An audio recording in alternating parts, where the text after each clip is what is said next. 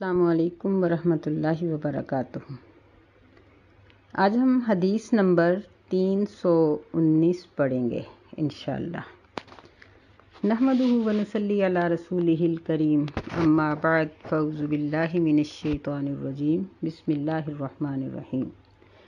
وعن زید بن ثابت رضی اللہ تعالی عنہ، سیدنا زید بن ثابت رضی اللہ تعالی عنہ فرماتے ہیں، قال، وہ فرماتے ہیں، احتجر رسول اللہ صلی اللہ علیہ وسلم حجرۃ مخصفۃ، نبی صلی اللہ علیہ وسلم نے گھاس وغیرہ سے، گھاس اور تنکوں سے ایک حجرہ تعمیر کروایا، یعنی اس کی چھت جو تھی وہ گھاس وغیرہ ڈال کر بنائی گئی، چھپر جسے کہتے ہیں۔ فصلی فیہا، پس آپ نے اس میں نفل نماز پڑھی، یعنی تہجد کی نماز پڑھی۔ فتتبع الیہ رجال، تو بہت سے صحابہ آپ کو تلاش کرتے ہوئے وہاں آ پہنچے۔ وجاءوا یصلون بصلاتہ،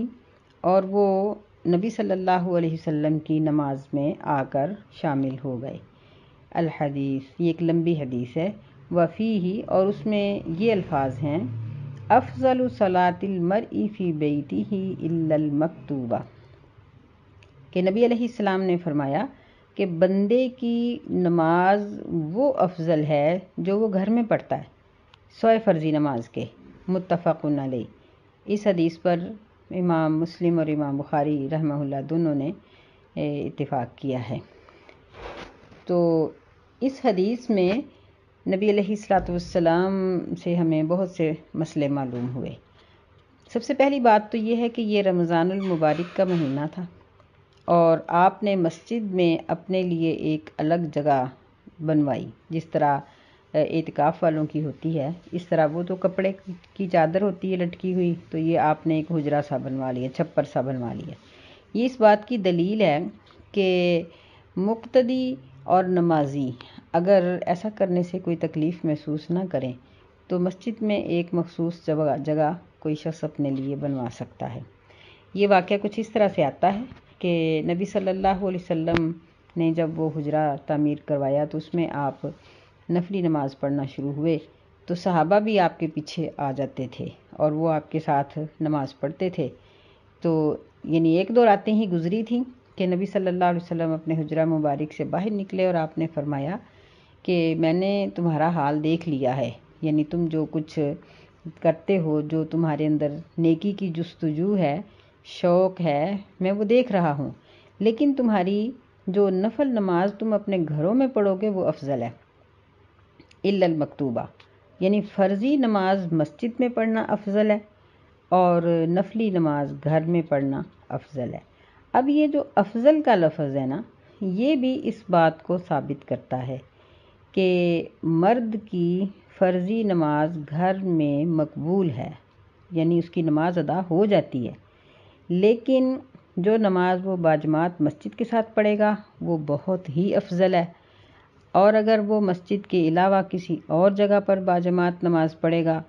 تو وہ گھر کی نماز سے افضل ہے، لیکن مسجد کی باجماعت نماز سے کم تر ہے، کیونکہ مسجد کا ایک اپنا تقدس ہے، اور ایک اس کے مسجد کے مقدس مقام ہونے کی وجہ سے جو بندے کو نیکی ملتی ہے، وہ مثلاً کسی دکان پر جماعت ہو جائے یا کسی فیکٹری میں جماعت ہو جائے، یا بازار والے اپنے وہاں کوئی ایک مخصوص جگہ بنا لیں جہاں وہ جماعت کروا لیا کریں، تو یہ جامع مسجد کی نماز کی جو ہے جماعت کے ساتھ پڑھی گئی نماز، اس سے یہ کم درجے کی ہوگی، لیکن اس میں بھی یہ سنت ادا ہو جائے گی۔ تو یعنی یہاں یہ ایک مسئلہ ہمیں یہ معلوم ہوا، اور ایک یہ معلوم ہوا کہ مرد حضرات فرضی نماز مسجد میں پڑھیں، اور سنتیں اور نفل اور اسی طرح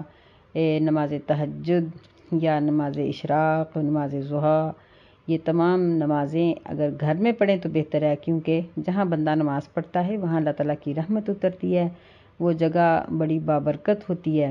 وہاں اللہ تعالیٰ کے فرشتے آ جاتے ہیں، تو یہ برکتیں اور فرشتوں کا نزول اور اللہ تعالیٰ کی رحمتوں کا نزول، یہ گھروں میں ان کا سبب یہ ہے کہ نماز پڑھی جائے۔ آگے وعن جابر رضی اللہ تعالیٰ عنہ، سیدنا جابر رضی اللہ تعالیٰ عنہ سے روایت ہے، قال کہتے ہیں صلی معاذ باصحابہ العشاء، کہ سیدنا معاذ رضی اللہ تعالیٰ عنہ نے اپنے ساتھیوں کو عشاء کی نماز پڑھائی، فطول علیہم، بس انہوں نے نماز لمبی کر دی، فقال النبی صلی اللہ علیہ وسلم، بس نبی صلی اللہ علیہ وسلم نے فرمایا اترید ان تکون یا معاذ فتانا، اے معاذ کیا تم یہ چاہتے ہو کہ تم لوگوں کو فتنے میں مبتلا کرنے والے بن جاؤ؟ نہیں، ایسا نہ کرو۔ اذا اممت الناس فاقرأ بالشمس وضحاها، جب تم لوگوں کو امامت کراؤ تو بالشمس وضحاها یعنی والشمس وضحاها صورت پڑھا کرو، وسبح اسم ربک الاعلی، اور یعنی یہ والی صورت پڑھا کرو، وقرأ بسم ربک، اور اقرأ بسم ربک الذی خلق پڑھا کرو، واللیل اذا یغشی یہ صورت پڑھا کرو۔ متفق علیہ، اس پر بخاری اور مسلم دونوں نے اتفاق کیا ہے، لیکن یہ مسلم کے الفاظ ہیں۔ تو اس حدیث میں بھی بہت سے مسائل ہمیں معلوم ہوتے ہیں۔ پہلی بات تو یہ ہے کہ سیدنا معاذ رضی اللہ تعالیٰ عنہ اتنی ان کی نیکی کی جستجو تھی کہ جب ان کو نبی علیہ السلام نے اپنے محلے کی مسجد میں امامت کے لیے مقرر کیا تو انہوں نے نبی علیہ السلام کی پیروی اور آپ کے پیچھے نماز پڑھنے کو ترک کرنا پسند نہیں کیا، بلکہ آپ سے اجازت چاہی، اور وہ ہر نماز پہلے نبی علیہ السلام کے ساتھ خود پڑھتے تھے، پھر جا کر وہ محلے میں پڑھاتے تھے نماز، یعنی وہ ہر نماز کو 2 دفعہ ادا کرتے تھے، سبحان اللہ، یعنی کیا ہی کمال تھا ان کا۔ تو یعنی یہ ان کا ایک بہت ایک اہم چیز ہے کہ ہم لوگ تو نماز کو 1 دفعہ پڑھتے ہوئے تھک جاتے ہیں، اور 1 دفعہ بھی ہم جان چھڑاتے پھرتے ہیں، تو وہ صرف نبی صلی اللہ علیہ وسلم کے ساتھ باجماعت نماز پڑھنے کی جو برکت تھی اس کو حاصل کرنے کے لیے آپ کے پیچھے بھی پڑھتے تھے اور اپنے محلے کی مسجد میں بھی جا کر پڑھاتے تھے۔ تو 1 دفعہ انہوں نے نماز پڑھائی تو بہت لمبی کر دی، یعنی اس کی تفصیل آتی ہے کہ انہوں نے 1 رکعت میں سورۃ بقرہ پڑھی اور 1 میں سورۃ نساء پڑھی، اور ایک روایت میں اس کا ذکر یوں بھی آتا ہے کہ جب وہ نماز پڑھا رہے تھے، یہ نماز بھی عشاء کی تھی، تو ایک راہ چلتا ہوا مسافر مسجد کے آگے سے گزرا، اس کے پاس 2 اونٹنیاں بھی تھیں، اس نے سوچا کہ چلو میں نماز پڑھ لیتا ہوں، اس نے اپنی اونٹنیوں کو باہر چھوڑا اور نماز میں شامل ہو گیا، لیکن جب اس نے دیکھا کہ نماز تو بہت لمبی ہے، اس نے نماز توڑ کر اپنی الگ نماز مکمل کی اور چلا گیا۔ اور بعض میں یہ ہے کہ پھر اس نے نبی صلی اللہ علیہ وسلم کو شکایت کی یا کسی اور نے شکایت کی کہ اللہ کے رسول یہ یعنی اس طرح سے سارا معاملہ ہے، تو پھر نبی صلی اللہ علیہ وسلم نے سیدنا معاذ رضی اللہ تعالیٰ عنہ کو بلایا اور ان کو یہ نصیحت کی اور فرمایا کہ دیکھو کہ لوگوں کو فتنے میں مبتلا نہ کرو کہ وہ نماز تمہارے پیچھے چھوڑ دیں یا وہ پڑھیں ہی نہیں کہ ہم اتنی لمبی نہیں پڑھ سکے، بلکہ یہ سوچو کہ تمہارے پیچھے بوڑھے بھی ہیں، کمزور بھی ہیں، ضرورت مند بھی ہوتے ہیں، تھکے ماندے بھی ہوتے ہیں، تو ان سب کا لحاظ رکھو اور نماز ایسی پڑھو اور ایسی پڑھاؤ کہ لوگ اکتاہٹ میں مبتلا نہ ہو جائیں۔ تو یہ مسئلہ بھی ہمیں یہاں معلوم ہوا۔ دوسرا یہ بھی کہ اگر مقتدی کسی ایسے عذر کی وجہ سے جو عذر اللہ تعالیٰ کے نزدیک مقبول ہو، وہ جماعت کو درمیان میں چھوڑنا چاہے تو وہ چھوڑ سکتا ہے، جس طرح ہم نماز تراویح پڑھ رہے ہوتے ہیں تو خدا نخواستہ اگر کسی کو گھر سے کوئی ایسا پیغام آ جائے یا کوئی اس کی ایسی کوئی مجبوری بن جائے تو وہ جماعت کو چھوڑ کر اپنی نماز مکمل کر کے وہ جا سکتا ہے، یہ ہمیں معلوم ہوا۔ اور اس حدیث سے یہ بات بھی معلوم ہوئی کہ ایک نماز کو 2 دفعہ بھی پڑھا جا سکتا ہے، لیکن ایسے ہی کہ یعنی ایک جماعت کے ساتھ ہو اور ایک اکیلے، خود ہی اکیلے میں 2 دفعہ نہیں پڑھنی چاہیے، جس طرح معاذ رضی اللہ عنہ پڑھتے تھے اور اس طرح۔ پھر اس سے ہمیں یہ بھی معلوم ہوا کہ جب سیدنا معاذ رضی اللہ تعالیٰ عنہ نبی علیہ السلام کے ساتھ نماز پڑھتے تھے تو وہ ان کی نفل نماز ہوتی تھی، یعنی پہلی ان کی فرض ہوتی تھی اور دوسری ان کی نفل ہوتی تھی، جس سے معلوم ہوا کہ امام اور مقتدی یعنی امام اور پیچھے پڑھنے والے کی نیت مختلف ہو سکتی ہے، کہ امام نفل پڑھا رہا ہے 4 تو پیچھے مقتدی فرض کی نیت سے وہ 4 رکعتیں پڑھ سکتا ہے، یا وہ مثال کے طور پر وہ ظہر کی یعنی امام جو ہے وہ عصر کی نماز پڑھا رہا ہے لیکن مقتدی کی ابھی ظہر کی رہتی تھی اور جماعت بھی کھڑی ہو گئی ہے، تو وہ اس کے ساتھ پہلے ظہر کے 4 فرض پڑھ لے، یعنی امام کی نیت عصر کی ہے، مقتدی کی ظہر کی ہے، بعد میں وہ عصر کی نماز کو ادا کر لے۔ یعنی امام اور مقتدی کی نیت میں اختلاف ہو سکتا ہے کہ اس نے ایک نیت کے ساتھ نماز شروع کی اور مقتدی نے دوسری نیت کے ساتھ نماز شروع کی ہے۔ تو یہ مسئلہ بھی ہمیں اس حدیث سے معلوم ہوا، اور یہ بھی پتہ چلا کہ جب عوام الناس کو نماز پڑھانی چاہیے تو نہ تو قرات اتنی چھوٹی ہو کہ سورہ کوثر اور سورہ عصر پڑھ لی جائے، اور نہ ہی اتنی لمبی ہو کہ سورہ بقرہ اور نساء پڑھی جائے، بلکہ نبی علیہ السلام نے یہ درمیانی سی صورتیں بڑی پیاری سی سورہ والشمس، سورہ اعلیٰ اور سورہ اقرا واللیل، ان صورتوں کا نام لیا ہے کہ یہ صورتیں پڑھ لو، یہ اچھی ہیں۔ وعن عائشہ رضی اللہ تعالی عنہ، سیدہ عائشہ رضی اللہ تعالی عنہ سے روایت ہے، فی قصۃ صلاۃ رسول اللہ صلی اللہ علیہ وسلم بالناس وہو مریض، کہ نبی علیہ الصلاۃ والسلام کی نماز کے قصہ کے بارے میں جو آپ نے لوگوں کو پڑھائی اپنی بیماری کی حالت میں۔ وہ کہتی ہیں فجاء، پس نبی علیہ السلام مسجد میں آئے، حتی جلس عن یسار ابی بکر، یہاں تک کہ آپ ابو بکر رضی اللہ عنہ کی بائیں جانب بیٹھ گئے۔ فکان یصلی بالناس، وہ لوگوں کو نبی علیہ السلام لوگوں کو نماز پڑھا رہے تھے جالسن بیٹھ کر، یصلی بالناس جالسن، و ابو بکر قائما، اور ابو بکر رضی اللہ تعالیٰ عنہ کھڑے ہو کر پڑھا رہے تھے۔ یقتدی ابو بکر بصلاۃ النبی، ابو بکر رضی اللہ تعالیٰ عنہ نبی علیہ السلام کی نماز کی اتباع کر رہے تھے، وَيَقْتَدِي النَّاسُ بِصَلَاةِ أَبِي بَكْرٍ، اور لوگ ابو بکر رضی اللہ تعالیٰ عنہ کی نماز کی اقتداء پیروی کر رہے تھے۔ تو غالباً یہ نبی علیہ الصلوۃ والسلام کی آخری نماز تھی جو آپ نے لوگوں کو پڑھائی، اور یہ مرض الموت کا واقعہ ہے کہ جب نبی علیہ الصلوۃ والسلام پر بخار کی شدت ہوئی اور گاہے بگاہے غشی طاری ہونی شروع ہوئی، تو آپ نے سیدنا ابو بکر رضی اللہ تعالیٰ عنہ کو حکم دیا کہ وہ لوگوں کو جماعت کروائیں، اور خود ایک شرعی عذر کی وجہ سے ظاہر بات ہے کہ آپ اپنے گھر میں نماز ادا کرتے تھے، نبی علیہ السلام نے نمازیں چھوڑی نہیں ہیں،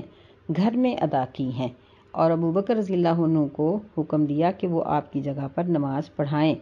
پھر ایک دن جب افاقہ محسوس ہوا تو آپ آئے، اس طرح کے 2 آدمی یعنی سیدنا علی اور سیدنا عباس رضی اللہ تعالیٰ عنہما، یہ دونوں آپ کو تھام کر لے کر آئے۔ نبی صلی اللہ علیہ وسلم ان دونوں کے درمیان اس طرح چل رہے تھے کہ آپ کے پاؤں مبارک زمین پر رگڑ رہے تھے، یعنی قدم اٹھانے کی سخت نہیں تھی، بہت طبیعت میں کمزوری تھی۔ جماعت تو کھڑی ہو چکی تھی، ابو بکر رضی اللہ عنہ پڑھا رہے تھے، تو نبی صلی اللہ علیہ وسلم کے حجرہ مبارک کا دروازہ اس طرح سے تھا کہ آپ جب دروازے سے نکلتے تو سیدھا ممبر کے امام کے مصلی پہ پہنچتے۔ آپ تشریف لائے اور آپ نے بائیں جانب آ کر آپ نے تشریف رکھی، یعنی بائیں جانب سے پتہ چلتا ہے کہ آپ امامت کروانے کے لیے بیٹھے، اور ابو بکر رضی اللہ عنہ آپ کے دائیں جانب کھڑے تھے۔ تو نبی صلی اللہ علیہ وسلم اللہ اکبر کہتے تو آپ کی آواز بہت آہستہ تھی بیماری کی وجہ سے، تو ابو بکر رضی اللہ عنہ اونچی آواز میں اللہ اکبر کہتے، اور لوگ ابو بکر رضی اللہ عنہ کی آواز کو سن کر اللہ اکبر کہتے، اور اس طرح سے انہوں نے نماز کو مکمل کیا۔ یعنی بعض جس طرح بیت اللہ میں مکبر کھڑا ہوتا ہے، تو اگر کچھ لوگ مکبر کے پیچھے کھڑے ہیں، یعنی جو امام کے پیچھے کھڑے ہیں وہ امام کی اللہ اکبر کے ساتھ نماز پڑھیں گے، جو مکبر کی صف کے پیچھے کھڑے ہیں وہ مکبر کی آواز پر اللہ اکبر کہیں گے اور وہ رکوع سجود کریں گے۔ یہ طریقہ یہاں نبی صلی اللہ علیہ وسلم سے ہمیں معلوم ہوتا ہے۔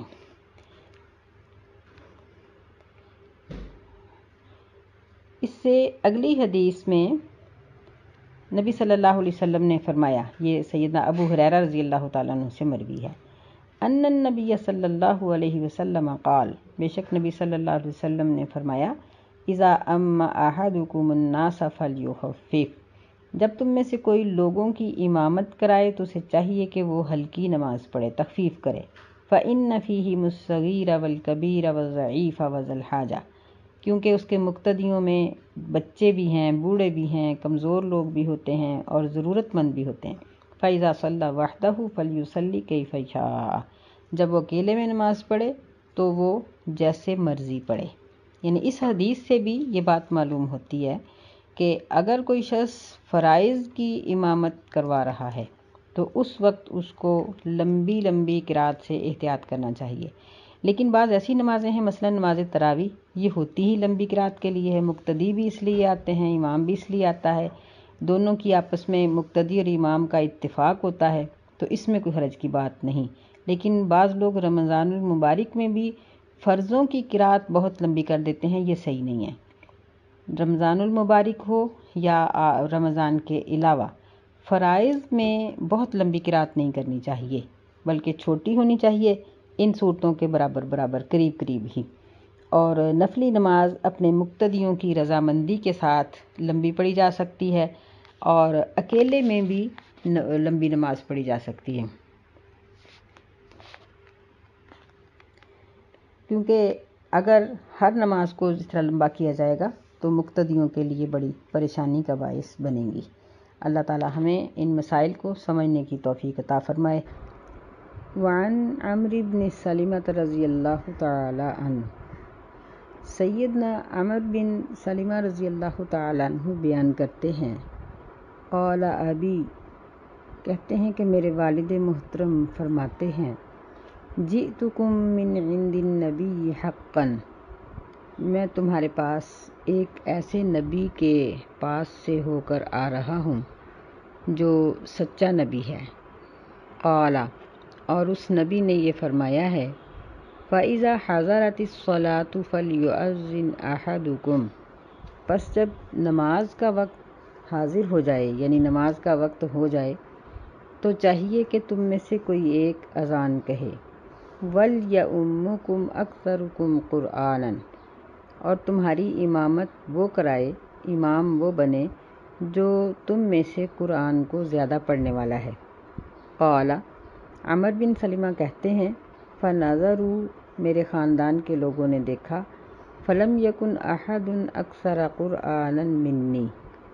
تو انہوں نے کسی کو بھی ایسا نہ پایا جو مجھ سے زیادہ قرآن پڑھتا ہو، یعنی اس کو زیادہ آتا ہو۔ فَقَدَّمُونِی، انہوں نے مجھے امامت کے لیے آگے کیا، وَأَنَا ابْنُ سِتِّ أَوْ سَبْعِ سِنِینَ، اور میں 6 یا 7 سال کا تھا۔ رواہ البخاری، اس کو امام بخاری نے روایت کیا ہے، اور ابو داود نے اور نسائی نے، رحمہم اللہ اجمعین۔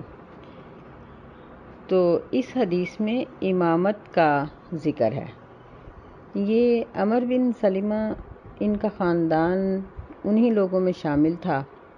جو انتظار کر رہے تھے کہ نبی صلی اللہ علیہ وسلم کی فتوحات کا ظہور ہو تو ہم اسلام کا اعلان کریں، یعنی ہم مسلمان ہو جائیں۔ جب آپ نے مکہ کو فتح کر لیا تو یہ لوگ نبی علیہ السلام کے پاس پہنچے اور انہوں نے اسلام قبول کیا، اور آپ نے ان کو یہ پیغام دیا کہ جو تم میں سے زیادہ قرآن پڑھا ہوا ہے وہ امامت کرائے، چونکہ امامت کی بات ہو رہی ہے نا، ویسے یہاں اذان کی بات بھی ہے کہ جب نماز کا ٹائم ہو جائے تو تم میں سے کوئی ایک اذان کہے اور پھر وہ امامت کرائے جو تم میں سے قرآن زیادہ پڑھا ہوا ہے۔ اذان کے لیے مؤذن کی یہ شرط ہے کہ اس کی آواز خوبصورت ہو، اونچی ہو، لیکن امامت کے لیے یہ شرط ہے کہ وہ صاحب علم ہو، قرآن پڑھا ہوا ہو زیادہ۔ تو یہ کہتے ہیں عمر بن سلمہ کہ میں 6-7 سال کا تھا تو میرے خاندان کے لوگوں نے مجھے آگے کیا اور میں ان کی امامت کرانے لگا۔ تو اس حدیث سے یہ پتہ چلتا ہے کہ چھوٹا بچہ بھی، نابالغ بچہ بھی فرضی نمازوں کی جماعت کرا سکتا ہے، لیکن یہ بہتر ہوگا کہ مثلا جس طرح ہمارے یہاں چھوٹے چھوٹے بچے ماشاءاللہ حافظ قرآن ہوتے ہیں یا کچھ حصہ انہوں نے کیا ہوتا ہے، تو اس کے ساتھ یہ بہتر ہے کہ ان کو نماز کے مسائل کا علم بھی ہو، یہ پتہ ہو کہ اگر نماز میں کوئی کمی بیشی ہو گئی تو اس کو کیسے دور کرنا ہے، یعنی جو ضروری چیزیں ہیں امامت کے لیے، مثلا پیچھے سے اگر کوئی سبحان اللہ کہتا ہے تو اگر امام کو پتہ ہی نہیں ہے کہ میں نے کیا سوچنا ہے تو وہ اپنی غلطی کو کیسے دور کرے گا، یعنی قرآن مجید کے زیادہ پڑھنے کے ساتھ یا حفظ کرنے کے ساتھ اس کو نماز کے مسائل اگر آتے ہیں اور رکوع سجود صحیح طور پر کرنا آتا ہے تو پھر وہ چھوٹا بچہ امامت کرا سکتا ہے، اور اس کی امامت میں پیچھے اس کی اقتداء میں مرد بھی کھڑے ہو سکتے ہیں اور عورتیں بھی۔ یعنی یہ نہیں ہے کہ بچہ بچوں کی امامت کرائے گا، یعنی مرد بھی، بڑے لوگ بھی اس کے پیچھے کھڑے ہو سکتے ہیں۔ تو یہاں یعنی ہم ایسا بھی کر سکتے ہیں کہ بچے کی پریکٹس کروائی جائے پہلے، کہ بچے کو کہا جائے کہ وہ بچوں کی امامت کرائے، اور پھر کوئی صاحب علم اس کے پاس بیٹھ کر اس کو سمجھائے کہ رکوع سجود کیسے کرنا ہے، اور باقی سارے جو ضروری مسائل ہیں ان کا اس کو بتا دیا جائے، تو ایسی صورت میں پھر بچہ بھی امامت کروا سکتا ہے۔ ویسے اس کے بارے میں کچھ اختلاف بھی ہے علماء کا، کہ بعض ائمہ کہتے ہیں کہ بچہ نوافل کی جماعت کرا سکتا ہے، فرائض کی نہیں، اور بعض کہتے ہیں کہ فرائض کی بھی کرا سکتا ہے۔ جو کہتے ہیں کہ کرا سکتا ہے ان کے لیے یہی حدیث دلیل ہے، جو کہتے ہیں کہ نہیں کرا سکتا وہ کہتے ہیں کہ ان لوگوں نے اس کو اپنی مرضی سے ہی کھڑا کیا تھا جماعت کے لیے، نبی صلی اللہ علیہ وسلم کا حکم نہیں تھا۔ تو بہرحال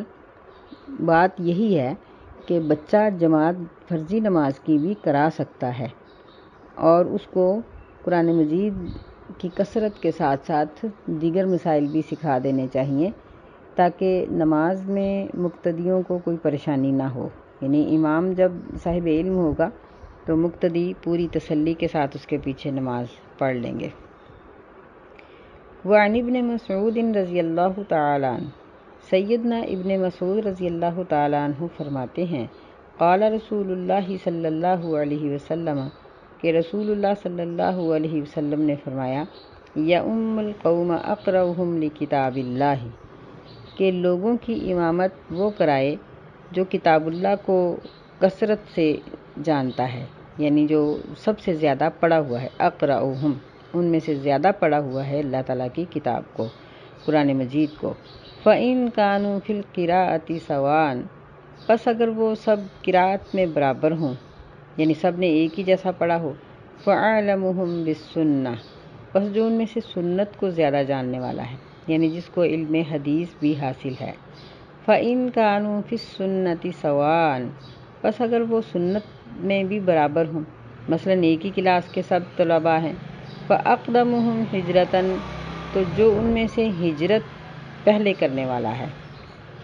یعنی جس نے پہلے دین کی خاطر اپنا گھر بار چھوڑا۔ فَإِن كَانُوا فِي الْهِجْرَةِ سَوَاءً، پس اگر ان سب نے ہجرت بھی اکٹھے کی ہو، برابر ہو ہجرت میں بھی، فَأَقْدَمُهُمْ سِلْمًا، تو ان میں سے جو پہلے اسلام قبول کرنے والا ہو وہ امامت کرائے۔ اور ایک روایت میں لفظ ہے سلمن کی بجائے سنن، یعنی جو عمر میں بڑا ہے۔ اور فرمایا کہ لا یؤمن الرجل الرجل فی سلطانہ، کہ کوئی شخص کسی دوسرے شخص کی امامت کے دوران خود امامت نہ کرائے، کسی کی یعنی ایک شخص کسی جگہ پر امام مقرر ہے تو دوسرا اس کی جگہ پر اجازت کے بغیر امامت نہ کرائے۔ ولا یقعد فی بیتہ علی تکریمتہ، اور نہ ہی کوئی کسی کے گھر میں اس کی عزت کی جگہ پر بیٹھے، الا باذنہ، مگر اس کی اجازت سے۔ اس کو امام مسلم رحمہ اللہ علیہ نے روایت کیا ہے۔ تو آگے چھوٹی سی حدیث کا ایک حصہ ہے، وہ بھی پڑھ لیتے ہیں، پھر اس پر بات کرتے ہیں۔ اور ابن ماجہ میں ہے من حدیث جابر رضی اللہ تعالیٰ عنہ، جابر رضی اللہ تعالیٰ عنہ کی حدیث سے، وہ کہتے ہیں کہ ولا تؤمن المرأۃ ولا تؤمن امرأۃ رجلا، کہ عورت مردوں کی جماعت نہ کرائے، ولا اعرابی مہاجرا، اور نہ دیہاتی کسی مہاجر کی جماعت کرائے، ولا فاجر مؤمنا، نہ فاجر انسان کسی مومن کی جماعت کرائے، واسنادہ واہن، لیکن اس کی سند انتہائی کمزور ہے۔ تو یہ حدیث جو ہم نے پڑھی ہے، اس میں نبی صلی اللہ علیہ وسلم نے امام کے لیے کچھ شرائط مقرر کی ہیں، کہ پہلی شرط تو یہ ہے کہ قرآن کو کثرت سے جاننے والا ہو،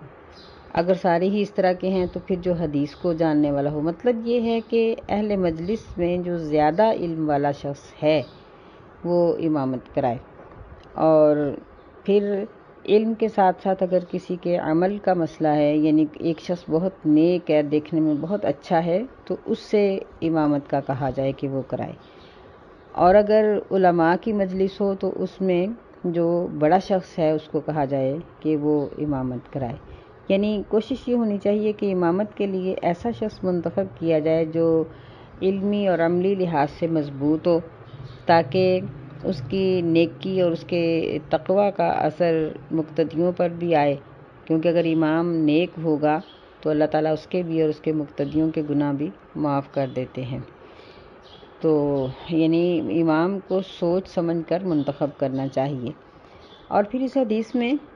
دو چیزیں اور بھی ذکر کی گئی ہیں۔ ایک یہ ہے کہ اگر کسی مسجد یا کسی جگہ پر کوئی امامت کے لیے منتخب ہے تو دوسرا شخص اس کی اجازت کے بغیر وہاں امامت نہ کرائے، کیونکہ اس طرح جھگڑا ہونے کا خطرہ ہوتا ہے اور پھر وہاں کی فضا خراب ہو جاتی ہے۔ تو اس کو چاہیے کہ وہ جو اس وقت کا امام ہے اس کو پوچھ لے، اس سے اجازت لے، پھر وہ جماعت کرائے۔ یا پھر یہ ہے کہ ایسا شخص جس نے پہلے شخص کو امام منتخب کیا ہے تو وہی کسی دوسرے کو اس کی جگہ پر منتخب کر کے اور اس کو اطلاع دے دے کہ اب تمہاری جگہ پر یہ پڑھائے گا نماز۔ اور دوسرا یہاں یہ ذکر کیا گیا کہ کوئی کسی کے گھر میں اس کی عزت کی جگہ پر نہ بیٹھے، یعنی جس طرح کسی بعض گھروں میں کوئی بڑوں کے لیے بستر لگے ہوتے ہیں یا کسی کا کوئی تکیہ خاص ہوتا ہے یا پھر کسی کا ایک مقام ہے تو اس کو وہ چھیننے کی کوشش نہ کرے۔ یعنی گھروں میں ہوتا ہے نا کہ گھر کا سلسلہ یا معاملات کسی ایک شخص کے ہاتھ میں ہوتے ہیں، وہ گھر کا سارا نظام چلا رہا ہوتا ہے، تو دوسرا اس کو چھیننے کی کوشش نہ کرے۔ یعنی گھر کی فضا بھی خراب نہیں ہونی چاہیے، بلکہ اس میں کوئی حرج کی بات نہیں ہے کہ اگر ایک شخص گھر کو اچھے طریقے سے چلا رہا ہے تو دوسرا شخص اس کے ماتحت کام کر لے، اور جو چلا رہا ہے گھر کو، گھر کی سلسلے کو، نظام کو جس نے سنبھالا ہوا ہے، اس کو بھی شریعت اس بات کی تاکید کرتی ہے کہ وہ تمام اہل خانہ کے حقوق کا خیال رکھے، اور اگر وہ کوئی شرعی خلاف ورزی یا ظلم زیادتی نہیں کر رہا تو گھر کے نظام کو ایسے ہی چلنے دینا چاہیے جس طرح چل رہا ہو، اس میں کوئی خرابی اور برائی پیدا کرنے کی کوشش نہیں کرنی چاہیے۔ اور ابن ماجہ کی جو روایت ہے کہ عورت مرد کی جماعت نہ کرائے، یہ تو کچھ دوسری احادیث سے بھی ثابت ہے کہ عورت کے پیچھے بالغ مرد نہیں کھڑا ہو سکتا، چھوٹا بچہ کھڑا ہو سکتا ہے اس کے ساتھ، پیچھے نہیں، اس کے ساتھ ہوگا، کیونکہ عورت آگے نہیں کھڑی ہوگی بلکہ عورت صف کے درمیان میں کھڑی ہو کر امامت کرائے گی، تو چھوٹے بچے اس کے دائیں بائیں کھڑے ہو سکتے ہیں لیکن مرد نہیں۔ تو دوسرا یہ کہ دیہاتی مہاجر کی اور فاجر انسان مومن کی جماعت نہ کرائے۔ دیہاتی کو تو اس لیے منع کیا گیا کہ اس کے پاس علم نہیں ہے۔ جو لوگ ہجرت کر کے نبی علیہ السلام کے پاس آ جاتے تھے وہ بہت سا علم سیکھ لیتے تھے، تو اس لیے منع کیا گیا۔ اور فاجر شخص جو ہے وہ مومن کی جماعت نہ کرائے، تو اس کی سند بہت ہی کمزور ہے اس حدیث کی۔ تو اس لیے یہ جو عورت مرد کی جماعت نہیں کرائے گی، یہ دوسری احادیث سے بھی یہ بات ثابت ہے، لیکن عرابی اور فاجر کی بات یہ نہیں ثابت کہ اب یعنی بعض اوقات دیہاتوں کے لوگ زیادہ علم سیکھ جاتے ہیں، تو بڑے بڑے علماء دیکھیں اور بڑے بڑے عہدوں پر جو بیٹھے ہیں، عہدوں پہ فائز ہیں، ہمارے حکمران ہیں، ان کا تعلق پیچھے دیہاتوں کے ساتھ ہے، تو یہ حدیث کمزور ہے، اس لیے یہ یعنی اس عمل کے قابل نہیں ہے۔ اور فاجر مومن کا مسئلہ یہ ہے کہ اب امام اگر تو اس کا کوئی گناہ بالکل واضح ہے تو پھر تو واقعی اس کو نہیں کھڑا کرنا چاہیے امامت کے لیے، لیکن ایک ایسا شخص جس کا عمل صرف اللہ ہی جانتا ہے، تو ہمیں کیا پتا کہ وہ کیسا ہے، دیکھنے میں وہ امامت کرواتا ہے لیکن اس کے باقی اعمال کیسے ہیں۔ تو بہرحال یہ حدیث کمزور ہے، اس پر عمل کی ضرورت نہیں ہے۔ اللہ تعالی ہمیں سمجھنے کی توفیق عطا فرمائے، آمین۔ السلام علیکم ورحمۃ اللہ وبرکاتہ۔